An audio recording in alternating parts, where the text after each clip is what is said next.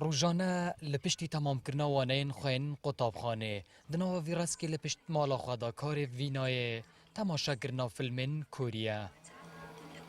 وینای تمن 13 سالی برنگ گلکی باش برای که موبایلات دست خدایا فری زمان کوری بوده تاوی آلیه کی داو به وی آوای او خواست خواه بومه بدد نیاسین. عدل انیاسه چون وینیم نیده چون نیول ست ساریکو کردستان سرامیه کردستان سو من ناسم پنگافسم نیده کردستان سمولنت کمسم نیده سلاف نویم وینایه عمری من 13 ساله از خلق کردستان ماش کردستان هاتیم به خوشحال بیم نیاسینا کانال 24. روزانه حوالین وینای دناوا گندی دا هر دماوی دبینن جوی نزدیک دکاوندا کو او جی فری زمان کوری ببنو به اگ هشتنه تنه وینا به زمان کوری دگلوانات دا آخوید حیا گوانا لسر پرورده بکد. هش بچیکوتی خو من هش کوریت کرد دم خزانه من ساعت كده فيلم كي من بالي و دب تلفوني سكماي فيلمي بكوري من قالك حش كوريت كيرو من تكاليني قال هبي وهو تو من أوا أسجارة كيف مع كوريو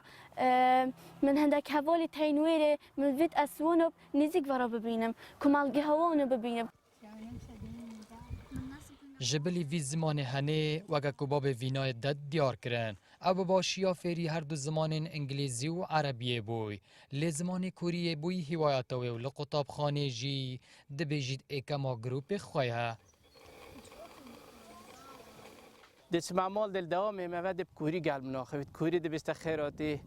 تا چه سال کریاب کوری دی قلب ناخوید مگوت بخوده طبعا اول فیر بی من اولی با نذكر كوندا زیرکه حتی المدرسه قالك زیرکه راستیل او الى المدرسه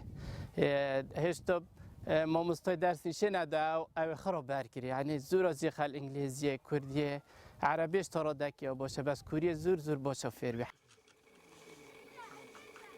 پشتی درکتنا هلن انترنت و تورنج واکی ایدی هیچ سنورک دناف برا وینای و کمالگه هندور دزدان نمایه حیا کو او خواه فیری زمان وانا بکنو بشین بیجن ام جبلی زمان خواه دایی که زمان بیانیان جی دزانین.